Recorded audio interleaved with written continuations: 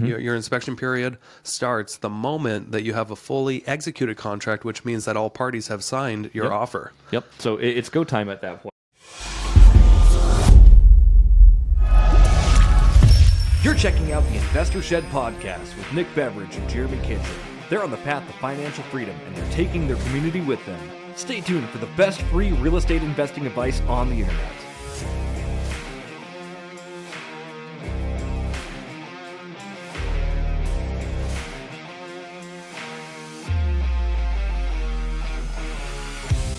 Ladies and gentlemen, welcome to the Investor Shed podcast. My name is Jeremy Kitchen, here as always with the beautiful, magnificent Nicholas Beveridge. Wow, you're so nice to me.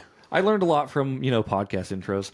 Nick's got to go buy an RV today, so we're going to get down to the brass taxes. And speaking of brass taxes, we are going to be talking about the home buying process, the brass taxes of the home buying process. Brass monkeys. Brass monkey taxes. We're going to be talking about, what steps to anticipate, what to look out for, who you should be working with, and, breaking down the entire home buying purchase cycle. So if you've never bought in a house or you've only bought one or two, this episode is going to be extremely helpful for you. I hope so. We hope you learned something today. Yeah. Speaking of learning something, I want to learn what food you should be having on this episode. Oh my gosh. I'm going to say strawberry milk. Strawberry milk? Yes. Okay. What kind of strawberry milk? Are we talking 2% here? Are we talking almond milk? Like Nestle's?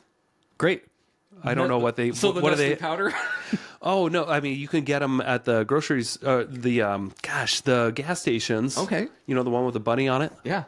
Yeah. Go to your local gas station, pick up some strawberry milk, put it in the microwave, and enjoy this episode. That's what Mitch would do. Well, good morning, everybody. Hey, I'm Nick Beveridge, the host, with not the most. The most is right here, Jeremy Kitchen. You are too kind. I think you're the host with the mostest today. We got a really cool episode today, ladies and gentlemen. We're going to be talking about the home buying process. Yeah, little entry level here. So if you haven't yet been investing in real estate, you want to, or you haven't even purchased a home, this is going to be an episode that I think you're going to pay attention to, because we're just going to break it down real simply. We're going to try not to go above and beyond and confuse anybody here. Right. We're going to try to break down what the process is like, just to give you a little bit extra confidence boost to go ahead and move forward to the next action step. And I think this is going to be a really important episode for a lot of people, specifically starting out, of course. It can feel daunting when you're buying a home, not knowing what the next step is, especially if you don't have the right pieces in place. Like, there's a lot of moving pieces, and we're hopefully going to be providing some clarity for you today. Yeah. So broad overview of what we're going to be talking about. We're going to be talking about starting from square one, just looking at property on the internet, which is where almost everybody starts out. Yep. And then calling an agent or calling somebody else to help you out, go checking out a property, what it's like to make an offer, what financing options you have, what an offer looks like, everything that an offer should have in it to be a valid contract, and then what happens after you have an acceptance, meaning the other seller or the seller accepts your offer. What then? What does that process look like? That, is it a 10-day process? Is it a 30-day process, 45? Why is it 45? We'll break that down too. Yeah. Why sometimes it can take this long. And then closing. Yeah. And we're going to actually hit this from two different sides. So we're going to hit it from, your normal conventional, just buying an off-market property, like on the market, to buying a wholesale property, to what you should be expecting on both sides. So. Yeah. Yeah. And technically, this could be three ways too. Yeah. You can be buying a property off market. We'll walk you through that. It's not much different. We love three ways. Yeah. How'd you know? We just love those around here. Yep. And then, what it's like buying a wholesale property from a wholesaler. And then what it's like to just, conventionally just buy something on the internet. Yeah. And what that process looks like. Honestly, they're all almost the same. They are, yeah. So we're going to try not to complicate this and really break it down to just give people confidence to just take the next action. Yeah. Step. The main difference on them, and we'll get into it, is mostly just funding options for buying from a wholesaler and buying conventionally. Yeah. Well, the process is slightly tweaked. Yeah. But yeah, we'll get into that. Of course.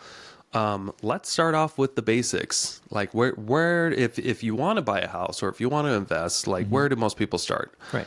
The easy answer is just the internet. Like you can go to realtor.com or Zillow, or you can call a real estate agent and ask to be set up on a portal. Yep. Now, this will be a little bit more of an accurate idea of what's actually available on the MLS. The MLS is the multiple listing service, and it is the ultimate platform that licensed real estate agents that are members of the National Association of Realtors get to use to put properties on the market for anyone to, not just anyone to buy, but anybody also to represent you. And that's the whole purpose of the multiple listing service. It's so that you can get a hold of any licensed agent to show you anything that's on the MLS, which would be properties that are on like realtor.com. Not necessarily everything that's on Zillow is on the MLS.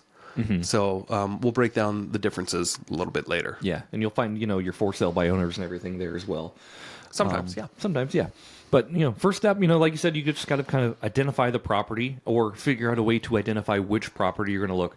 And this is going to obviously depend on your criteria of what you're looking for. And the more clear I believe you are, the clearer it will be going forward. Because if you're just like, I want to buy a house, well, in Cooney County, how many houses are there listed? Not many. Not many. Not many right now. I mean, a couple hundred. Yeah, well, a couple hundred, but I mean, it's gone up a little bit. I mean, it will look like it's more, but it's in reality with what's under contract, right, and what's really not available yet. That's like a to be built. It's really it's not a whole lot, but that will change. I mean, it's springtime. We're getting into the summer, and we're seeing a lot of listings starting to go active. I think honestly, the first step would obviously just be getting pre-approved through a lender. Yeah. That's a great first start. Yeah. So to be honest with you, rather than going to look and seeing what's available, I would find out what you are approved for. And the best way to do that, of course, is just go talk to your favorite lender in the area. We've got a few we could recommend in here in the Cooney County area. But find out what your buying power is. That way you can kind of narrow down what exactly you should be looking for and what's in your price point. It is such an important first step. Before you ever go look at properties, see what you can buy. Yeah. If you're getting a loan. Yeah. If you're using cash, not as important. Right. You know that. But if you are getting a loan and you haven't yet talked to a lender, you got to talk to one. You got to talk to one. That way the lender can give you a reality check on what you can and can't do and what you, what you can expect, how much cash you need to bring to the table to make something work. Right. And sometimes you'd be surprised how little cash you might need to bring to the table, depending on the loan that you're going after. There's all kinds of different loans out there. Some where you can get into a property less than you can a rental sometimes. Yeah, absolutely. And not that hard, depending on the loan program that you're going after and what you're comfortable making a payment. Yeah. Yeah. And it's so important to do that because obviously the next step in this equation would be, finding representation or finding the property. A realtor is going to want you to be pre-approved. So you're not wasting their time at the same time, right? Yeah. Well, they want you to be approved because it's important. It is. It's not just you'd be wasting their time; you'd be wasting your own time. So nobody wants that. If you're out with a realtor and you haven't been approved and you've been out like looking at multiple properties and they've still never asked you, that's a red flag. Yeah. That means that agent probably hasn't been doing it very long, or they're a little bit lazy and they forgot a fundamental step to see, do you even qualify for a home? Can we get you this? Because you're not just wasting their time, you're wasting your own time, and you're wasting the seller's time too, getting a house ready for you. Yeah. Most sellers, if they have a showing scheduled, they're going to spend a couple hours. Yeah. A couple hours getting that house ready and pristine, show ready. Not everybody. Some people are slobs, but most people that take the step to put their home on the market, they take a lot of preparation. So you got to respect that. Yeah, of course. And respect everybody's time because that comes around back on you at the same time, right? If you're going to respect your lenders and your realtor's time, they're going to respect your time as well. And you're just going to make a really symbiotic business relationship that way. True that. Yeah. So, that was a good first step. Get pre-approved, see what you can qualify for. Then you've got three options. Three options when it comes to going to look at a property. If you go to a website like Zillow and you look at a house and you're like, man, I'd like to see that. And you click on like your request to be contacted. Zillow, then they sell your information to 3 different agents. Yep. And your phone will be ringing off the hook. 3 people trying to help you at the same time and competing. Is that how it works? They sell it to 3 people? That's it? Yeah. No more, no less? Yeah, but sometimes those numbers can be given away, to other multiple people to follow up with you. Gotcha. So that's just agents too. There's also lenders that might get a hold of you too. Yeah. So just be aware when you fill out forms on the internet and you're just saying, hey, this platform contact me. That platform just made some money because they're selling your data, right? Which isn't always a bad thing. No, it's not. I mean, you're dealing with agents that have put up money to try to work with people, so that's not the worst thing either. Right. So Typically that's they're a little option. bit more serious, right? Yeah. So not totally a bad thing, but if you're the type of person that doesn't want a bunch of people calling you, do not put your number in Zillow. Do not put your number in Realtor.com.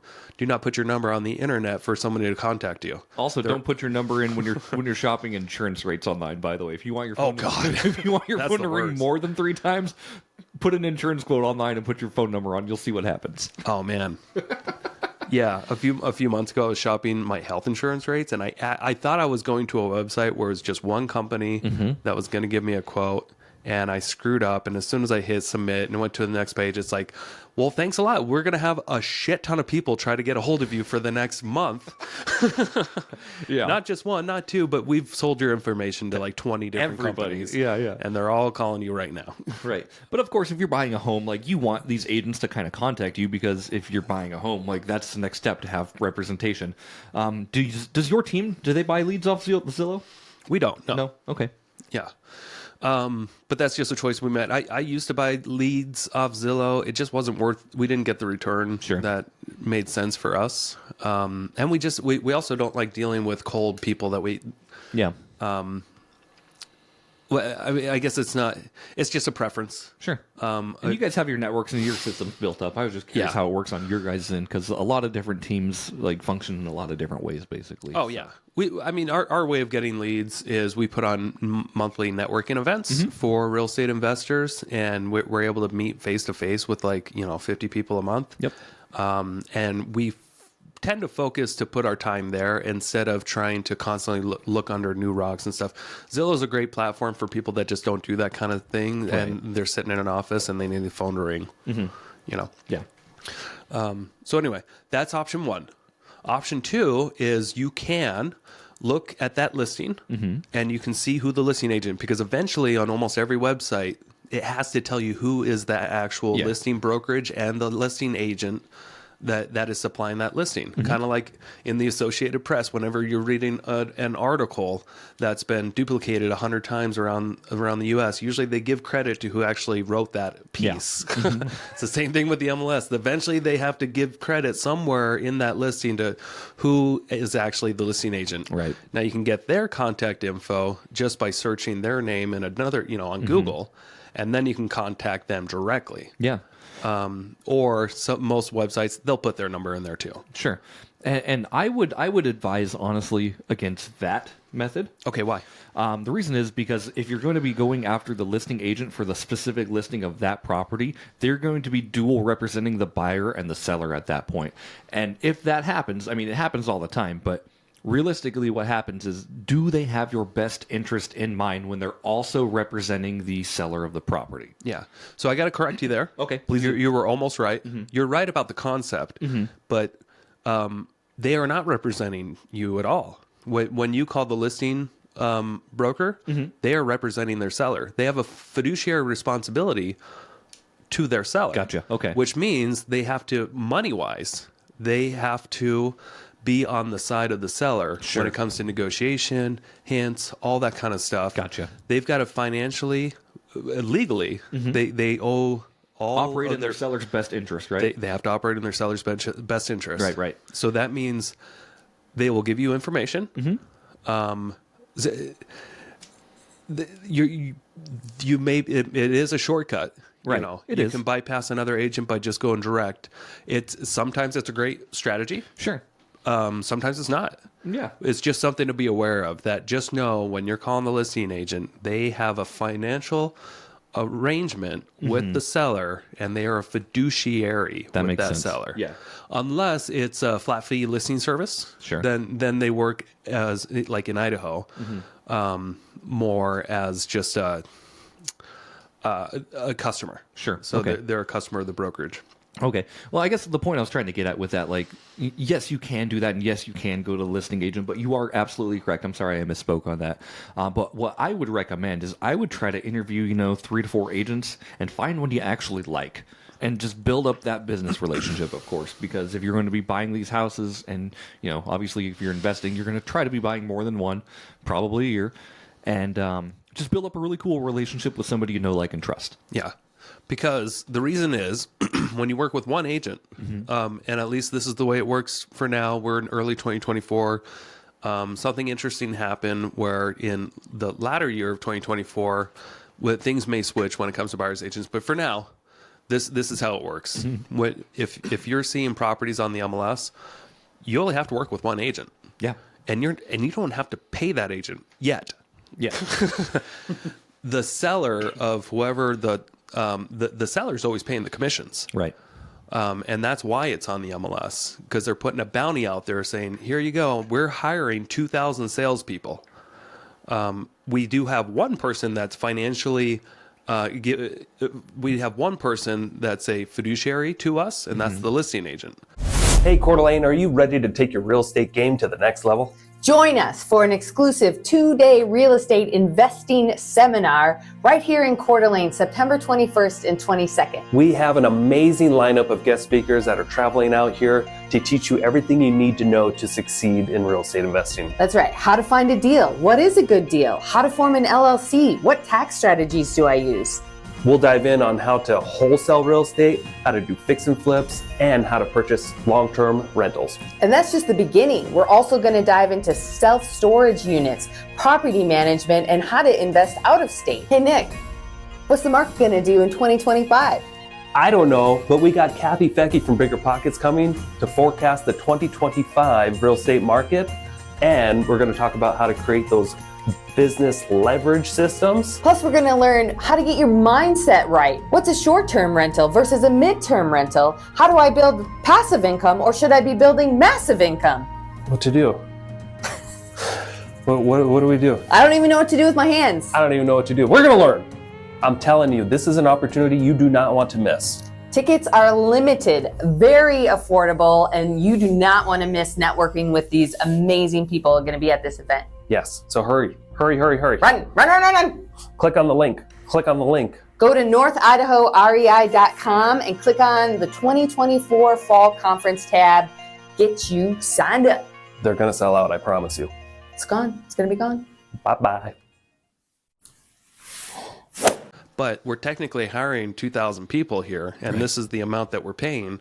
So anybody can come show this property. Yeah. Bring your buyers, we'll pay you part of the bounty. Yeah. So that's why it's a huge benefit to just work with one agent, because the likelihood that you're going to buy the first house that you call on is very, very low. So do you want to call 20 to 30 different agents and talk to 20 to 30 different agents if you can get them on the phone? Right. About properties as you're doing your due diligence, or would you rather just talk to one? Right. And I agree with you there. One question on this kind of a little bit. So you said people don't typically buy the first home they look at. Is there any stats that say like what percentage or what home they end up buying after showing? Yeah, there are stats. They're manipulated. That they change. Sure. I can tell you based off my experience that that you got like a 5% chance. Sure. Of, like when somebody's calling on a property and inquiring about it, that there's like around a 5% chance that they're actually going to go through with purchasing the house that they're calling on. Gotcha. I was going to say, from your experience, like how many houses have you shown on a rough estimate before people make a purchase on what they want? Usually 2 to 5 homes. Cool. So you just start narrowing it down, right? And you're like, this house doesn't work. And which may sound low. Sure. But we're in a day and age where a lot of people can see a lot online, and we can filter quite a bit. And then the way I work is I usually, when I meet with somebody and we put together their wants and needs, and we can see everything that's on the internet, we can get a list of like, 10 or 20 different properties that may fit their criteria. And then we kind of go through them a little bit more and kind of narrow that down to 10. Sure. And then I'll say, okay, we've looked at all, these are all a good option. I can start scheduling showings for later in the week. But what I want you to do, buyer, go drive by all of them, please. Yeah. Drive by them. Let me know if there's any that we can discard, that we don't need to set up a showing for. Right. And almost always that list gets cut in half. Right. Or they narrow it down to like 2 or 3 that they really actually want to see. So it's all about filtering. And these days, just, with technology, with photos, with videos online, with being able to drive by neighborhoods and stuff, you just don't need to walk through as many homes as you used to, needed to in the past to kind of get a good idea what you're looking for. Sure. And I know you brought up this on actually one of the videos you did. This is more for an agent side, but, typically you said, okay, you got house A and house B. You want to try to filter your buyer into one or the other, right? So after you look at house B, you're like, which one did you like better? And then you rip up the listing paperwork of the one they didn't like. And you just start filtering down that line, right? And a buyer can do this too. Yeah, and a buyer can absolutely do that. Yeah, it's just a great way because you're going to get overwhelmed sometimes, depending on your personality type. But a lot of people, when they're walking through homes, it's a big decision. And if they see 2 homes that they actually really like that day, you just ask yourself a simple question. If you had to make a decision today and you had to buy one or the other, which one would you buy? And if you're like, almost always like this one or the one we just looked at, like you kind of know right away what, if you had to make a decision today, which one would it be? Yeah. So what you do with that information is you try to discard in your mind the other property, even though you liked it. And that's a way I felt has been a good way to help people get through that mental decision breaking barrier. Right. It helps them make like a choice that they really want to make but have a hard time articulating it. Yeah. Just say, what do you want to do? This one or that one? If you had to make a decision today, which one would it be?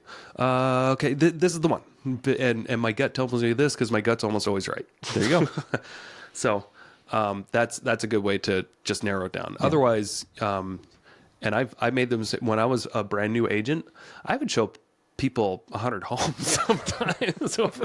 There was a lot more inventory back then. So much analysis by paralysis. But yeah, I would just confuse people because I didn't know how to help them make decisions. I would just like, okay, you want to see these? You want to see these 20 properties this week? All right, we'll get it going. We'll do this one this day, these 4 that day. Yeah. And then send me a new list next week, and we'll just keep doing this because this is what I thought the job was. yeah, because I just didn't have enough skill to learn over time. Right. Or I eventually learned over time, oh yeah, as an agent, you got to try to help people make a decision because decisions are tough for a lot of people. They are. And this is a big financial decision for a lot of people. So you can see why there's a lot of uncertainty and unclarity because people don't know. And if you can just kind of give them a little bit of guidance, I think that really helps move the process along. So obviously step 1, get pre-approved. Step 2, find a badass agent to work with. Yep. And try to respect their time. And try to respect their time. And they'll respect your time too, right? So because you're in a weird situation where almost everybody, if you haven't done this before, almost everybody that is working on the clock that you've ever met, they're getting paid no matter what. When you go to a restaurant and you order something, that waiter, the cook, the manager, everybody's getting paid. When you work with a real estate agent, they only get paid if you buy the property. If you do business with them. But there are many times where you can work with an agent for months and you can spend 100 hours of their time. And then one day you decide, oh, they didn't answer their phone today. I'm just going to call the list agent. And the list agent answers, yeah, come check this out. It's perfect. Okay. And then you make the offer and you accidentally kind of cut out the agent that was just working 100 hours for you. Yeah. But people see agents differently. They think some people think that they just get paid by their brokerage. Some people don't understand how it works. Sure. So this is part of this podcast. I'm just, if you don't know already, just know that these are independent businesses. Even though they're just people, they're all independent business owners, and they only get paid if they close a transaction. Their brokerage, they just hang their license with the brokerage. The brokerage doesn't pay them a salary. Right. The brokerage doesn't pay them for going to show properties. The brokerage doesn't pay them to list properties.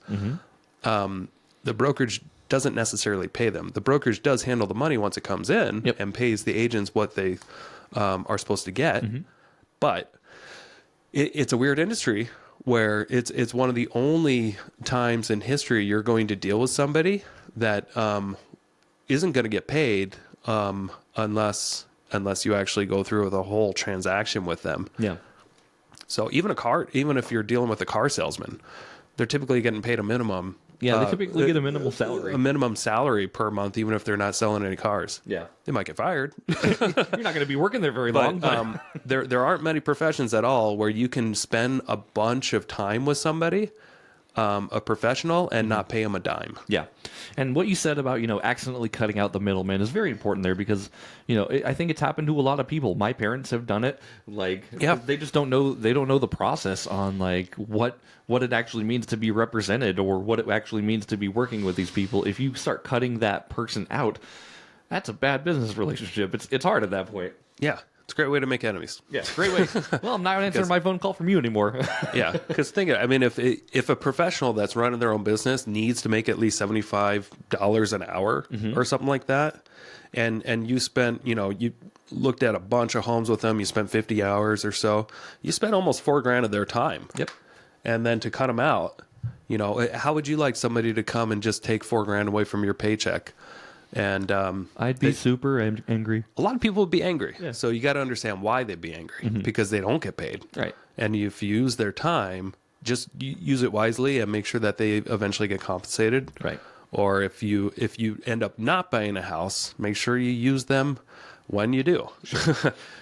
It's that simple. Yeah. Just try to be respectful of people's time. Now, of course, if they are just not getting back to you, if they're just a shitty agent, and if you could just tell, like, if you just get the heebie-jeebies from them, that's a different story. Yeah, you're not required to work with these people. Unless you're under an agreement with Unless them. you are under an agreement, correct. Because some agents will ask you, which will become more common. If Especially you want to going forward, work with me, come meet me in the office and let's sign a buyer's representation agreement is what it's called. And that's where you're obligated to work with them and they are obligated to work with you. Yep. It's a business agreement, basically. And and if you sign one of those with a real estate agent, don't just think of the cons that you're stuck with somebody. Also know that they're kind of stuck with you too. Yeah. And they all of a sudden, once you sign one of those, they owe you fiduciary responsibilities by law. Yep. So yeah, no, I think it's a good thing to have those.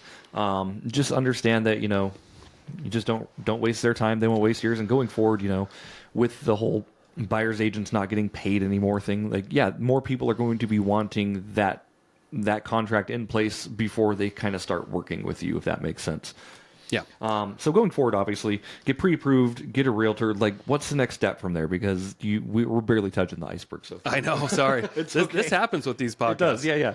Okay. So the next step, obviously, you've established that you're pre-approved, and now you've got an agent in one of three ways. You've clicked a button and you have a bunch of people calling you and you pick one, or you call the listing agent, or you just find an agent by other means, somebody that you want to work with exclusively.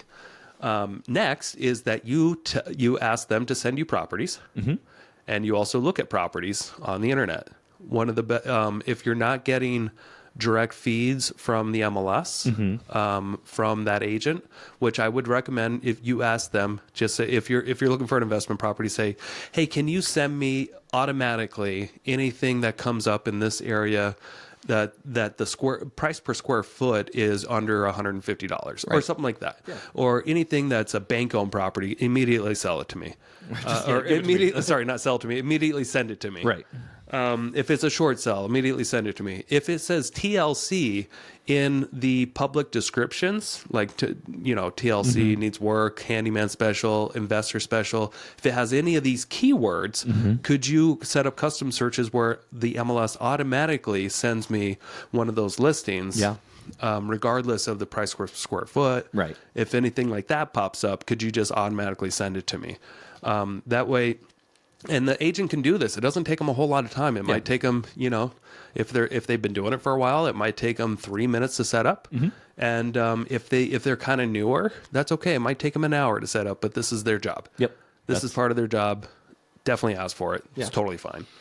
I love that. The one thing I will say, obviously, at least in this market, like, you look on the MLS and you see things that say like investor special. None of them are. Yeah. They're advertised, but they're advertised, but you can still like search for those keywords, and you can still, like Nick said, search for, a price per square foot.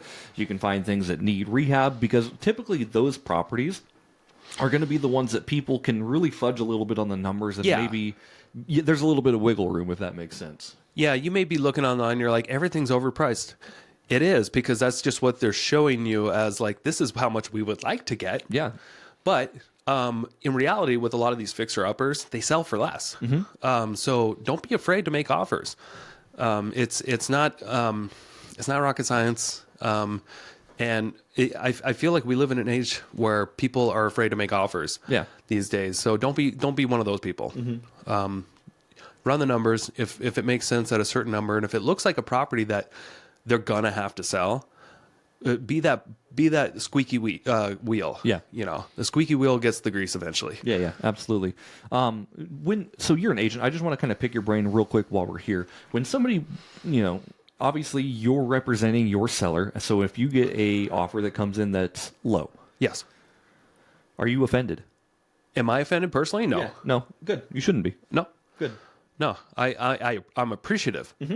I'm like, oh, cool. Somebody sent me something. It gives me a great excuse to call my seller, because the struggle that a lot of listing agents have with their sellers is that they sometimes they let communication slide, and they let too many days or too many weeks go by where they haven't had a conversation with their seller. Yeah. And if they get an offer, it's a great excuse to call their seller and be absolutely. like, hey, good and bad news. Good news, we got an offer. Bad news, it sucks. But how's everything going? Here's what the offer is.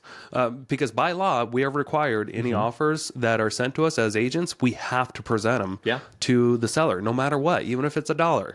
We can't just trash it. It's illegal. We are required by law, and every agent knows it. If they get an offer, they have to present it to their seller.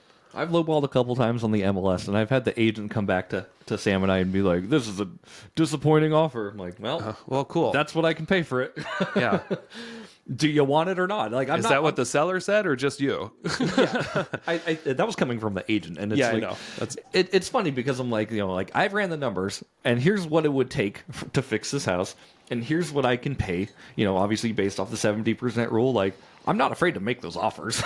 Yeah. I don't give a shit if they think I'm lowballing. I don't care. Like, I'm not gonna go purposely lowball offers. I'm gonna be intentional about, like, this is realistically what I can pay and what it's worth. Here you go. Yeah, and don't be afraid of rejection. I mean, it's a great it's practice. You've got to find an agent who's willing to play game with you. Like, obviously, don't tell an agent, hey, I would like to make 40 offers on all these different properties at, with seller financing, 0 down.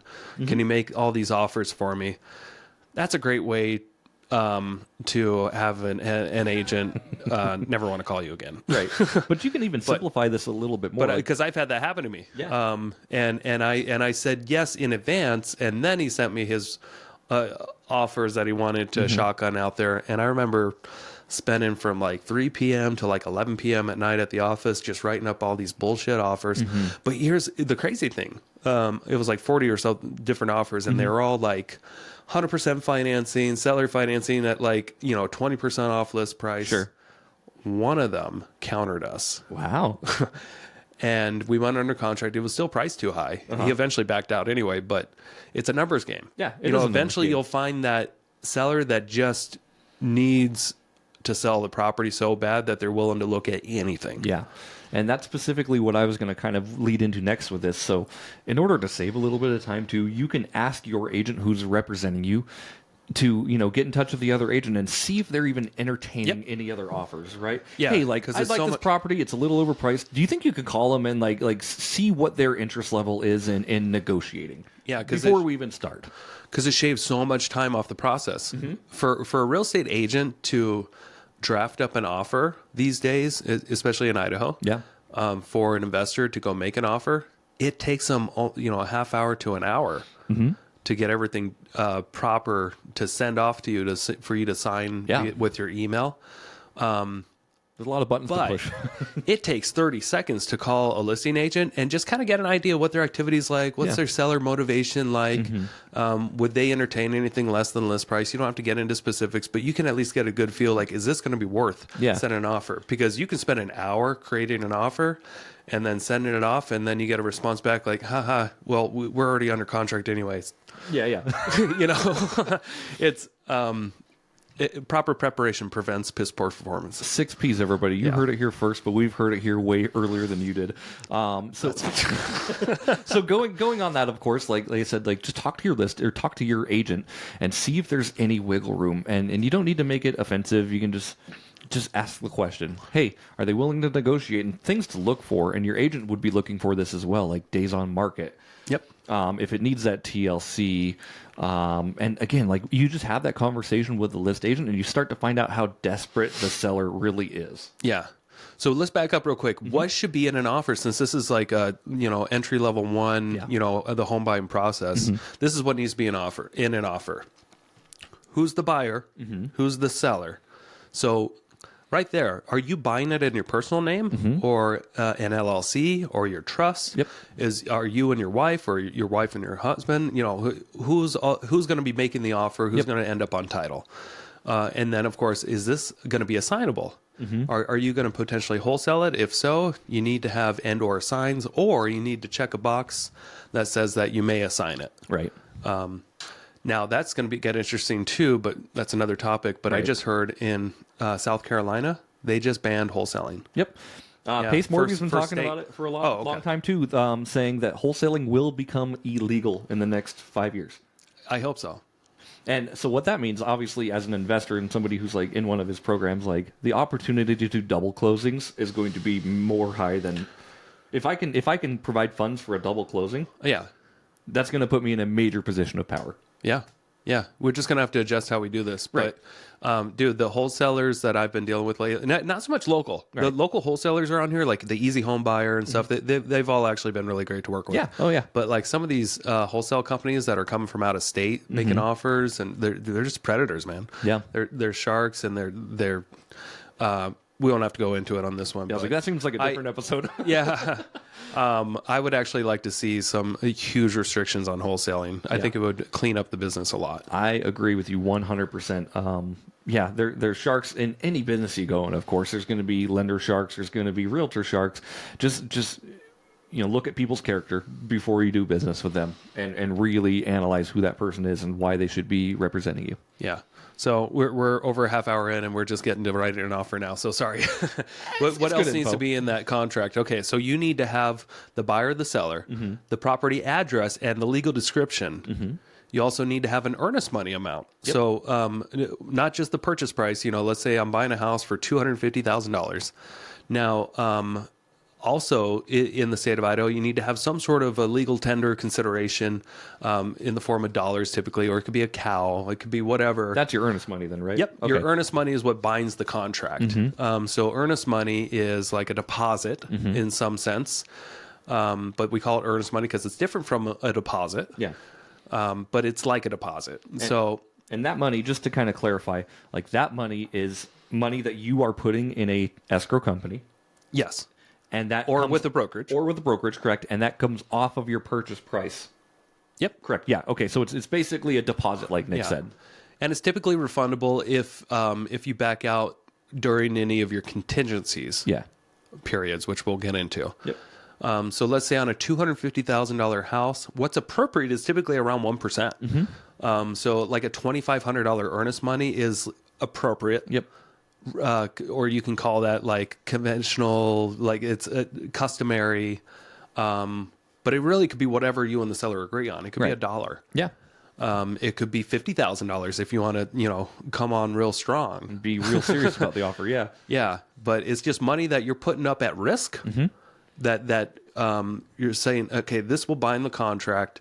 I'm putting this up if it gets accepted. That doesn't mean that you're sending it with the offer. Right. Here's my $500 or here's my $2,500 with the offer. With me investing, I almost always just make a $500 earnest money just by, I don't know why. I just found that to be an easy thing that sellers never balk at. Right. They never say it's too little or too much. Yeah. But for investment properties, for me, $500 has always been my earnest money go-to. Sure. So anyway, that's earnest money. Then your purchase price. And then you're going to have a due diligence period. In the state of Idaho, your inspection period is also called your due diligence period.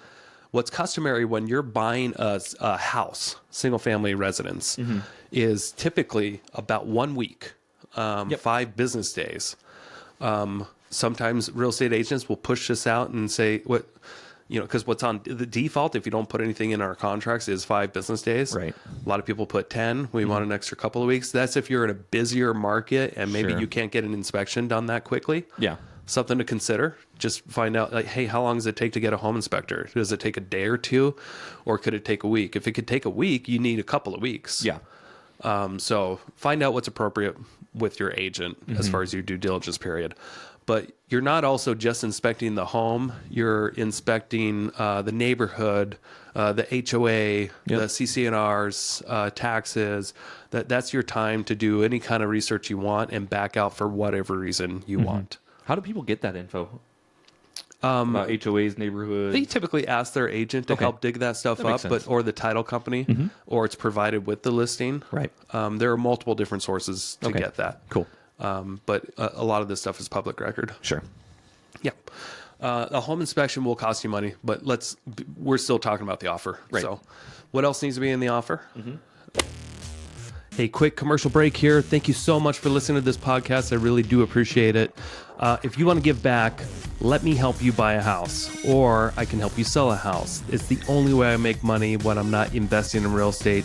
I don't make money on this podcast or the events I do, but I do make money only when I help people buy and sell houses. So if you're looking for your next investment and you're here in North Idaho, I want to help you personally. If you are not in North Idaho, I can still help you out. I have a vast network of referral partners all across the country in Keller Williams Realty, and I can find the right real estate investor savvy agent for you so you don't have to. It doesn't cost you a thing. Thank you for your support. Back to the show. Who you're going to close with, what title company or escrow company. Yep. And they're two different things.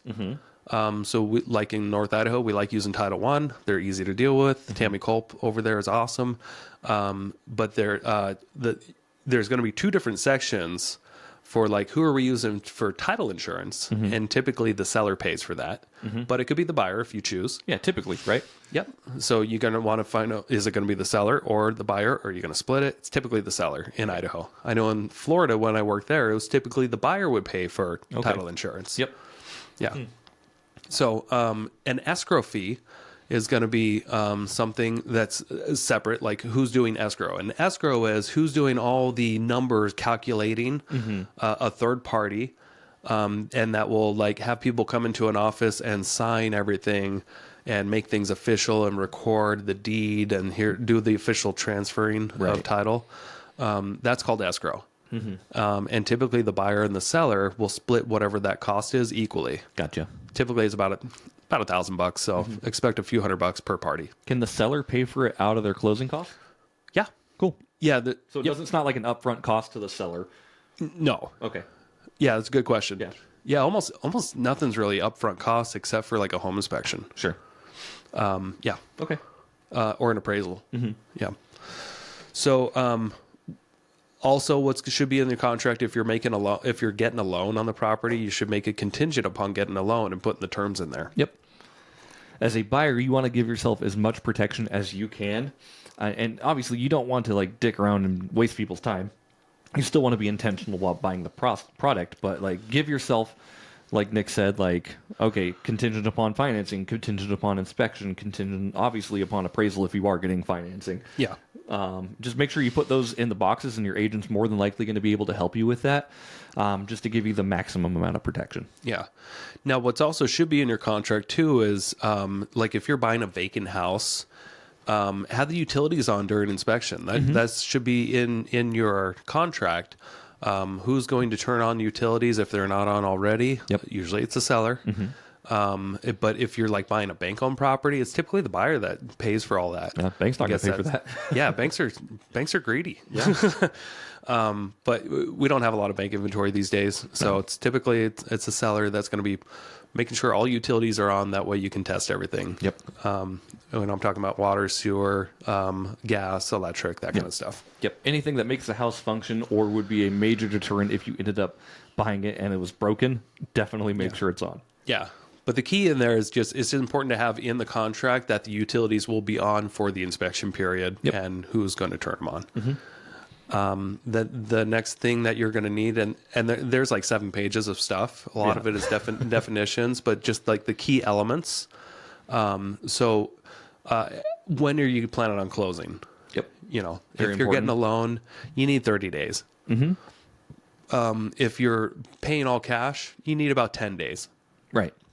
You need some time to do due diligence and for the title company to do their job. It's very rare that if you want to buy a property that you're closing the next day. Yeah, I've never seen that. Give yourself at least 10 days. Yeah. Yeah. If you're getting a hard money loan, you can still sometimes get it closed in 10 days. Oh yeah, we've done 10-day closings before. It's a little tougher, obviously, and you better answer your phone when I'm calling. We have a 10-day closing. Yeah. But it's absolutely possible, and I've seen them done in 7 or 8. But typically, we like to do two weeks, so 14 days total. Yep. So that's just with hard money brokerage, but I'm sure everyone's different. You know, if you are getting real bank financing, like Nick said, at least 30 days to close. At least 30 days. And depending on the market, sometimes you need 45 days. Yep. And there's reasons for that, and we'll get into it. Yep. And again, your realtor's going to know exactly like how long you should be needing this stuff for. Yeah, your realtor should. Yeah. Unless they're a little inexperienced, maybe they don't know, but you'll find that out as you're working with them. Yeah. If they just ask them how many houses have you sold this year or last year. Just not an offensive answer or ask. Yeah. Anyway, That's credibility. And I wouldn't totally let it deter you either. If you're working with a newer agent, I don't think that's necessarily a horrible thing either, because sometimes they'll give you more. They'll give you a lot of attention, Right. because you're one of their early clients. Yeah. So that's that double-edged sword too. That they may not know what to anticipate either. So expect problems throughout your closing. Yeah. All right. So you're under contract. You're looking at your contract, everything. You're in your due diligence period. Everything. Let's just say, hypothetically, you want to cancel. What's the process like? Before you submit an offer. So we're still like writing an offer. We're writing an offer. We're writing an offer, but we'll get into that. Okay. Cool. That's a good question. Pin it. All right. So you also need to sign the offer before you send it. Typically, a buyer is generating an offer, but a seller could too.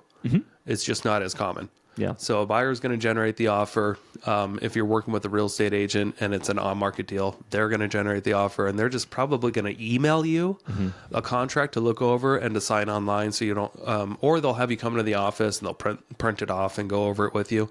If you're newer at this, ask them. Do yourself a favor. Just ask them, "Hey, could I come in since this is my first time, and can we sit down and go over this paperwork?" And if you're newer, can you have your broker there too?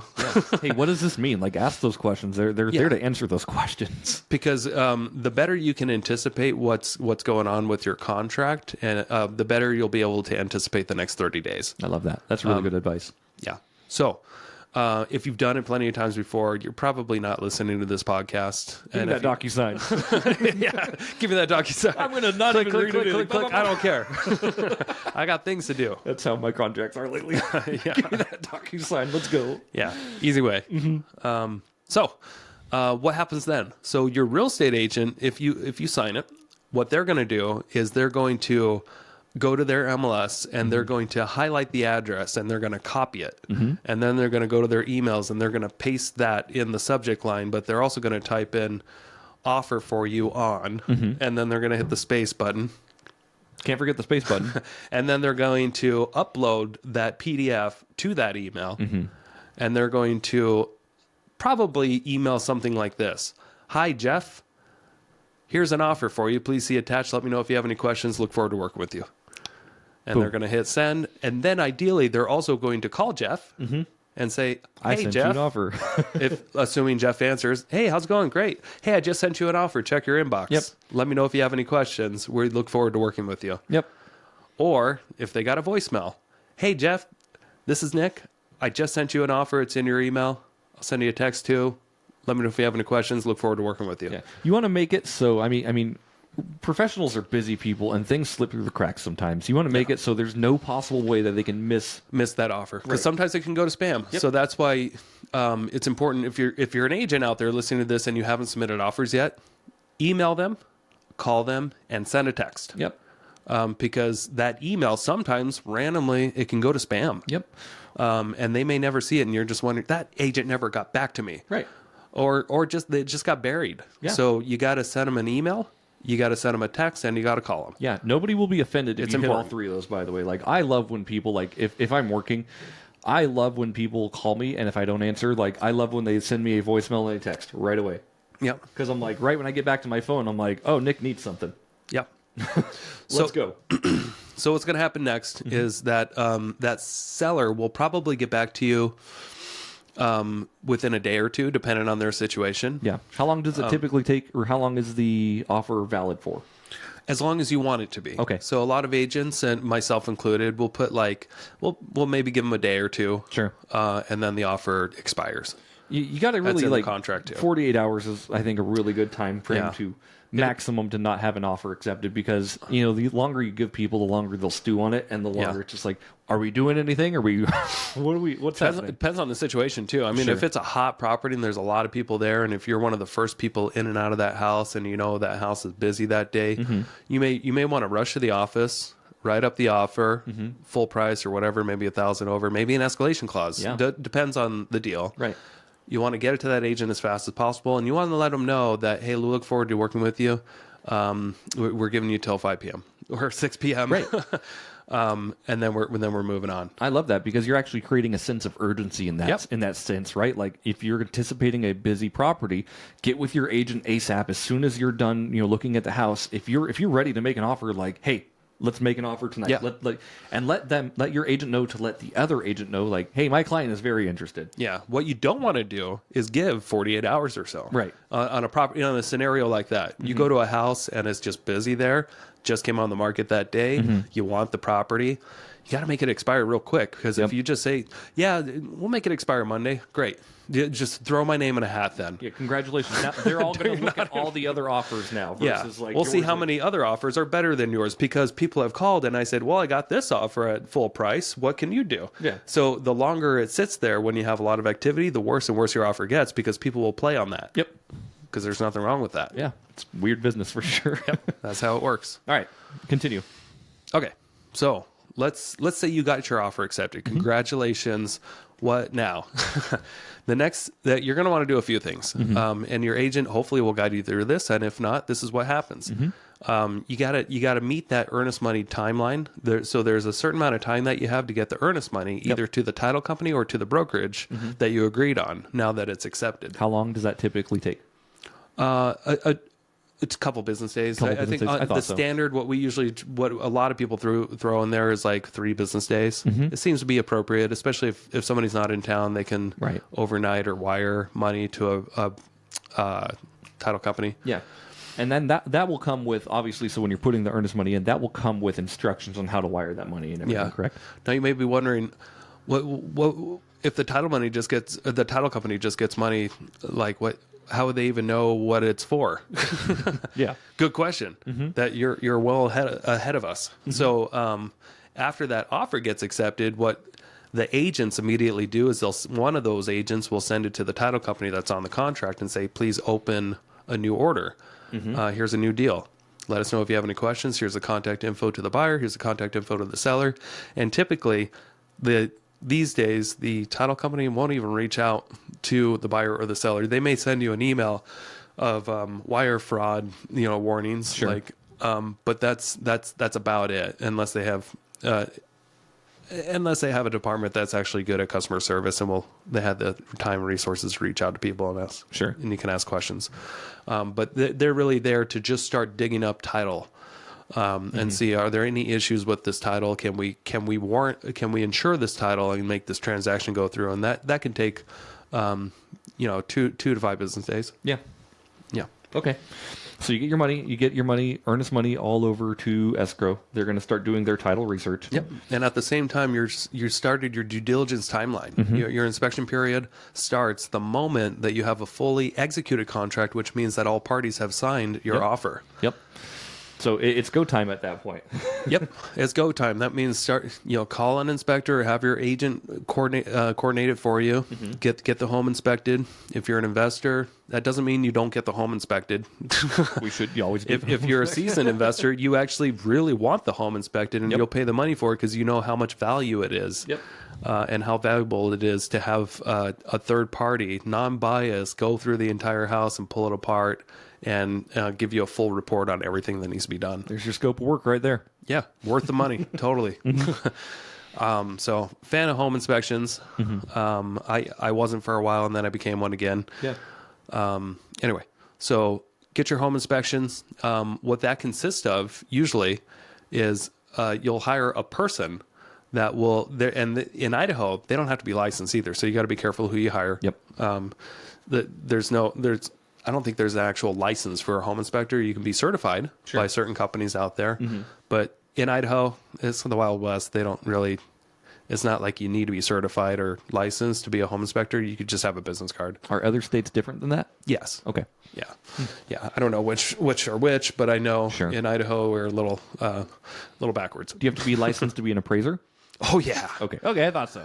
Yeah, and appraiser, you need to have like college experience too. Right. Yeah, it's a high bar to entry with appraisers. Well, I guess I'll never be an appraiser. Yeah. So what that home inspector does is that they will, and you can be there, which I do if this is a first time kind of deal for you, I'd recommend being there. Yeah. That way you're not looking at the report confused. Anticipate it to take like 2 to 4 hours sometimes. So you are depending legally on the allowed size. to be at the home inspection? Oh yeah. Okay. Yeah. Wow. As a buyer or a seller? As a buyer. Okay, cool. Yeah, and the seller can hang out too. The seller can be at their home, they can be at work. Seller doesn't have to be there, but they don't have to not be there either. Okay. Typically, the seller is not there during showings, Right. but Typically. during the inspections, that's a little bit different. Sure. So this home inspector is going to be typically in your crawl space, in your attic, on the roof, checking out the siding, checking out all the plugs in the home, making sure that everything's grounded and stuff, checking out your electrical panel. They'll pop off the cover to the electrical panel, see if everything's kind of like in place. They'll do their best they can to just inspect things, and then if there are issues with anything, they won't necessarily tell you how to fix it or anything. They just recommend like a roofer maybe should check this out because this doesn't look like it's meeting code, or this doesn't look right. This window over here is lost its seal. So it's they're going to take their time to check almost every element of that home, which is something that most buyers on their own and most contractors just don't do. Right. They just don't have the patience for it. Right. And I think it's a good it's a good way to spend $400. Right, absolutely. And the cool thing about inspections too, like obviously it gives you that scope of work like I talked about earlier, but it also gives you more negotiating power on the end. Sure. Yeah, if something's wrong. You're in your negotiation period. You're in your inspection period, right? Say that inspection period comes back and there's a lot of things wrong with it, or things wrong that you're just like, I'd really like you to fix before we continue with this purchase. Yeah. You're still in your offer. So how does that work at that point? Yeah, that's a good point. So many different opinions on how this works. But here's the reality of the situation. When you made an offer on that home, you made it assuming that everything that you can see from the showing that you're accepting that. Yep. Just think of it that way. Anything that the inspection uncovers, like, hey, the heater actually doesn't work, Right. or you have a gas leak, or hey, in the crawl space there's a lot of rotted wood, or you have a leak here, or there's flooding in the basement that maybe we didn't see before. There's a lot cracked. of there's a lot of double tapped circuits in the panel. You have mold in the attic. There's a lot of things like that that are warrantable, depending on the situation, to ask for concessions, ask for things to be fixed. Don't let the home inspection scare you away. No. Everything's fixable. Yeah. That's one thing you got to understand is that homes eventually decay over time. There's issues, and everything could be pretty much fixed unless the inspector says, hey, this is unfixable, which is rare. Yep. I don't think I've actually seen that. Yeah. almost everything could be fixed unless you have serious foundation issues due to properly unpacked gravel, Right. uncompacted gravel or something like that, which we've seen Yeah. a couple of times where homes just need to be torn down Right. because the site work wasn't done correctly. But that's rare. Right. And like I said, like the way you can like negotiate this, you can either ask for it to be remediated, or you can ask for a seller concession so you can fix it yourself. Yeah, you can ask for a price reduction. You can ask the seller to handle things. Yep. You can ask for a holdback, like a construction holdback. All kinds of stuff. Yeah. But don't be that guy that wants everything fixed Yep. on that inspection report, because there's a lot on there that you should have noticed. Right. And that's what you made your offer based off of. So don't be an Indian giver. Offer with intent still, of course, but Yeah. offer, like if things are seriously wrong with it, like Yeah. figure out the mediation for it for sure. And the inspection report is going to look daunting, no matter how good of a home condition it is. I mean, house a house and could still be have a like 10-page in report. really good shape, but yet the amount of things that you can correct that an inspection report will uncover will be like a list of 20 different things. You might be, if you're new to construction and Yeah. real estate and this process, you might be like, oh my God, we're buying the worst house in the planet, even though it's actually in good shape. There's just random deferred maintenance that you could or could not take care of. Right. And like some of the stuff in the inspection report would be like lights not working because the lights burnt out or whatever.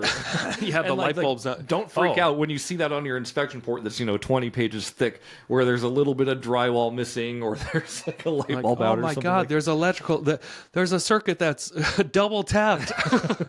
People can look at that and think, man, this Yeah. house has electrical issues, when it's as simple as like, okay, we're going to unscrew this and we're going to move this right there and unscrew that, and then we're fine. Yep. There are like simple 40-cent fixes that people have walked away from homes over. Yeah. You just got to really take your time and understand what you're getting yourself into, and don't get overwhelmed. Yeah. And just ask people more than one, get more than one opinion. Right. If you're unsure about something. Sure. And again, like your agent at this point is going to be so crucial and beneficial for you in helping you answer these questions, right? Because Yeah. they're going to be looking at the inspection report with you, and they're going to say, is this normal to be fixed? Is this not normal? Yeah. Are you asking for too much? Now, the crummy thing is, if you are working with a newer agent that hasn't done this much, this process doesn't go easy, Right. Because sometimes they can't easily walk you through. Okay, these are the companies that we can just take care of this. This is normal. This is fine. This is this is very common. But we need to take care of that. That's an issue, Right. Like sometimes when you're dealing with a brand new agent and you're consulting with somebody who's also you see them as a step above you or two, but yet they are just as clueless or even more clueless about construction than you are. That's where it could be a little complicated dealing with a newer agent. Yeah. So just something to be aware of. Yeah. If an agent's been doing this for 5-10 years, they know construction better than most people, Yeah. which is interesting. But they Yeah, it's just absolutely. because they have to deal with it all the time. I would say definitely on these inspection reports, kind of going what you were saying, Nick, like don't let them scare you. In fact, I would be more scared if an inspection report came back with nothing wrong. That means like, okay, this inspector clearly has missed something. Yeah. Like it doesn't happen often. Yeah, anticipate something for the inspection.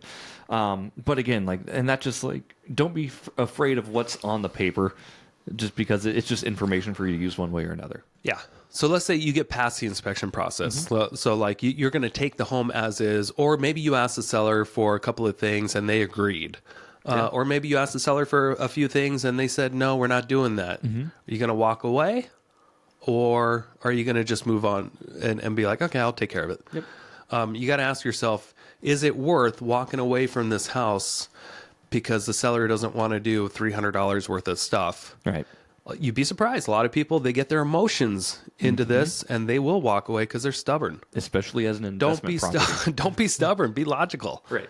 Try to be as logical as you can with this and take your emotions out of it, because it's going to be hard to do. But just if you can anticipate that a lot of people get their emotions into this, and tell yourself going in that I'm just going to try to be as logical as I can. Right. You're going to have a better experience. Yeah. I think. If you are going to cancel, obviously, without a doubt, do it in your inspection period. do it in your Oh, yeah, due yeah, diligence yeah. periods. Like if you go out of that, obviously what happens is you lose your earnest money. Depends. Typically, Now, yes. if you still have a contingency upon, if you've passed your inspection time frame and you would still have to get a loan on the house and it's contingent upon that loan, you can back out and say, I didn't get the loan. Sure. Yeah. And they can question that, but the facts are you didn't get the loan. Right. We're not going to go into depth about that, but that's the next major contingency usually. Yeah. Is okay, now that we're past the home inspection, what's next to conquer in this process is going to be an appraisal, typically if you have a loan. So that's where there's another inspector out there, but this guy barely inspects the house. He's more doing research online and getting comparables and trying to validate the purchase price with the value of the home based off other comparable properties that have sold within the last 90 days to 12 months or so, and try to come up with a value that supports that Sure. offer for the bank. Question on that real quick. I know we're over the hour limit, but does an appraiser take into consideration the inspection report? No, they never see the Okay. inspection. I didn't think so. Yeah. Yeah. But I mean, if they're walking around on a deck that's fallen apart, they'll take that in consideration because the things typically with an appraisal, like depending on the type of loan program, it needs to be in good shape. Now, if they're if somebody's getting a conventional loan, sometimes the property doesn't have to be in as good a shape as you would expect for for that to go through. Like it could be a completely dated house with some windows that might be cracked here and there. Like there's or the roof might look a little iffy. It depends. It depends on what the lender's comfortable with after they get the appraisal report. Right. But there are certain standards that like FHA, USDA, VA has when they're looking at their appraisals that like the property has to meet these certain minimum standards. Yeah. And it's usually safety. It's usually safety stuff for sure, but a lot of it's like, peeling siding can be a thing for FHA, like peeling paint. Yeah. peeling paint. Yeah. Just things to look out for. Obviously, again, your agent's going to be able to know this and what to look out for. And if you're getting financing, you're going to know what you're getting for the most part. Yeah. So an appraisal is usually another upfront cost, but usually your lender won't charge this to you directly upfront. Usually they'll collect it at closing, or they'll wrap it into your financing or something like that. But sometimes they'll ask you for a credit card. Don't be afraid if your lender asks you for a credit card. Some lenders just don't want to bear the expense of a $500 to $800 appraisal. If you end up backing out, or if you go with another lender or something like that, like they just can't be giving up free appraisals all day long. So just know you got to put on your big boy shorts and stomach some of these costs, because they are costs that you are incurring by buying this property. And what can happen? Two things after the appraisal. Obviously, the appraisal can come in low, or the appraisal can come in high, or it can come in regular. If the appraisal comes in low, what's the next step? So if an appraisal comes in low, that's a good question. Let's say you're buying a house for $300,000, and let's say you're getting a VA loan and you're getting 100% financed, and the property comes in at $285,000, $15,000 low.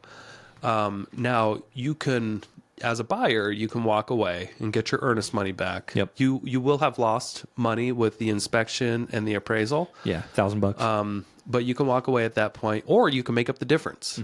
You can say, okay, I'll bring in another $15,000 as a buyer, or you can ask the seller to do it. Or you and the seller can split it. So at that point, it's a contingency that says, hey, I can't get the loan because your house appraised low. Unfortunately, it's just not worth, according to this appraiser, it's not worth that. And it's very hard to get an appraiser to change their mind. Because they're typically, not all of them, but most of them are good at their jobs. They know this better than most people. They know what comps to use. Now, if they're coming from out of state and they just use the wrong neighborhood, it's okay to contest that and just show other comps and try to help out there. But most of the time, don't expect an appraiser to change their mind. It happens very, very infrequently. So if an appraisal comes in low, you get to walk away, or you and the seller can come to an agreement to get past that, and make up the difference. And if it comes in very low, of course, as a buyer, I would be asking the seller to compensate in some way. Drop the price. Drop the price. Exactly. Yeah, so that's simple. Yeah. Like, oh no, the appraisal came in low, but it's like it's also kind of a good thing. Yeah. You're buying the house for less now. You get you less get money on your loan. discount. Extra 15 grand off the price. Wow. Thank you, Mr. Appraiser. I'm actually glad I invested that $800. Buyers want the appraisal to come in low. Yeah, and sellers do not. Sellers want it to come in exactly at their purchase price. And if it comes in fine, guess what? The seller never really sees it. They don't, because it's not their report. Right. Exactly. If it comes in high, which is rare, but sometimes an appraisal can come in like high, like, hey, I'm buying this house for 300 grand. The appraiser just said it's worth 320. That's actually not a bad thing either. Yeah, and I've seen that happen. And you don't have to say, "Hey, Mr. Seller, I think we're underpaying." It gets slid under the rug, and you keep going. Yep. Cool. Appraisal passed. We're moving forward, and that's all it has to happen. And that's typically so. After the appraisal gets done, typically in the background, the lender is also going and verifying your employment. They're checking your taxes, making sure that your taxes are filed correctly and that all your income matches up. They're getting your transcripts. There's a lot that they're doing in the background to make sure that you fit that perfect box as a borrower. Sure. And ideally, they've done a lot of this in advance, and now they're just qualifying this property and you are making sure that things are still up to date. This is an important piece right here too. I've heard a lot. Obviously, once you're under contract and your lender is getting you pre-approved, once you're pre-approved, do not make any big financial moves. Oh yeah, whoopsies. Yeah, some people do not go buy a car while you're under contract. Do not go to Moore's Furniture and get a credit line of 20 grand to buy a bunch of furniture for your new house that you're buying next week, because they will pull your credit again the day before closing typically. To make sure that you haven't recently, your debt to income ratios haven't changed. Make sure you and haven't that you done can exactly what you were doing. Yeah, so that's something you got to watch out for if you're buying a house and you're using your credit and things are thin, as in like you just barely qualify. Yes. Don't run up your credit cards. Don't get a new credit card. Don't buy a boat. Don't buy a car. Do not get any new credit lines whatsoever. Yeah, don't screw it up, because that will screw it up. Once you are closed on your property, feel free to get everything you need. But lenders want to give you money for your house. Trust me, that's all they want to do. That's how they make their living. They have to fit you in the perfect square to qualify. They can't make exceptions. Yeah. They can't make exceptions, Jeremy. Yeah. They cannot make any exceptions. I know. You have to fit the box. So that's what's unfortunate about lenders and getting a home loan, is that there's no exceptions. Right. Just remember that. Yeah, their guidelines are locked in. They're not like palatable, right? They can't be molded. You can't change somebody's mind. You can't get the bank manager on the phone. I'm going to tell my sob story. Well, guess what? You're not in the debt to income ratio anymore. The bank manager is going to be like, "Trust me, I would love to do this loan. We just can't. The computer won't let us because we have to submit these documents, or else it's mortgage fraud." Yeah, and then it's our asses, and we don't want that. So I know we're running a little over, but this is really good info. Do you tell your clients that when they're buying houses, like, "Hey, make sure you don't like do anything stupid," or is that something the lender will typically tell them? Typically, it's the lender that's telling them that. I should. There's a lot of things we could be talking about. Right. I forget about that sometimes. Sure. And it just depends on every scenario, right? So if you are getting a client who is approved for $330,000 and you find them like a $326,000 house, maybe mention it to them, like, "Hey, by the way, like, this is going to be tight for you guys. I'm sure you're aware. Don't be stupid with your finances for the next 30 to 40 days until you are signed and closed on your house." Yep. All right. So the next step, let's say that they have gone through, the lenders, they them, they them lenders. They them pronoun lenders. So they verified everything that they've already pre-approved you for, and now they have this appraisal. Now, does the appraisal fit the box too? Yep. Does this house meet their criteria to lend on based off your qualifications? Can they blend the two together? And if they can, then what you have is called a full loan commitment. Okay. Once you get that email, once you get that, celebrate, start packing, because you get to move. Yep. You're on the books. Yeah, once you have a full loan commitment, that's the terms you got to remember. Like full loan commitment. So full loan is commitment is when an appraisal and a loan work together, and both those things pass. Pretty much. Okay. Yeah, that's when an underwriter has looked through the borrower's documents and they're done. They've approved it, and they've also approved the appraisal, the appraisal committee or whoever. I might be, lenders reach out to me if I sound like I'm full of shit. Yeah, please. But in my experience, this is kind of how it works. Once those two marry and they're like, okay, we're good. It's called a full loan commitment. Typically get an email. And that's a good time to be like, okay, I think we've done it now. Now we can plan our move. Right. Yeah. We can start packing. We can arrange the moving trucks, all that stuff. Yeah. So that's a good. You're on third base. You're running to home base, and you look back and. The ball, none of the outfielders can find where the ball is. Right. You're going to be fine. It's typically that's because things still go wrong. Right. It's not a clear to close. But it's looking very good for you to hit that home base. Yeah. Hopefully you can understand that analogy, lenders. Yeah. Everybody's baseball fans here. I'm sure they get it. Yeah. So then what happens is that you will get a call or an email from either your real estate agent or the title company or the escrow company and say, hey, this time to sign. Like, let's schedule a time to sign. And that's when you're going to sit down with the title company or an escrow company. Or usually it's both. They usually do both. Yep. And this is where you're going to go over all the documentation again. You're going to look at your loan, 40 pages of loan documents or whatever it is. You're going to sign on the settlement statement. The settlement statement has all the numbers on it. Yep. Like, here's all your lender fees. Here's all your title fees. Here's all your escrow fees. Here's what the purchase price of the house is. Here's your earnest money. And this is going to be credited back to you. And it will tell you what your bottom line money that you have to bring to closing. What you're going to want to do before you go to that signing is you're going to want to find out what is that dollar amount. Because I need to go to my bank and get a cashier's check for it. Yep. Not just a personal check. Get a cashier's check. And then you bring that cashier's check with that specific dollar amount to the penny to the closing company. Yep. When you go to sign, make sure you bring your driver's license too, or some sort of form of ID. That way they can properly notarize everything. That way you don't have to come back. Yep. Most people bring their driver's licenses wherever they go, but Most people. you'd be surprised. Yeah. So that kind of sums it up. Yeah.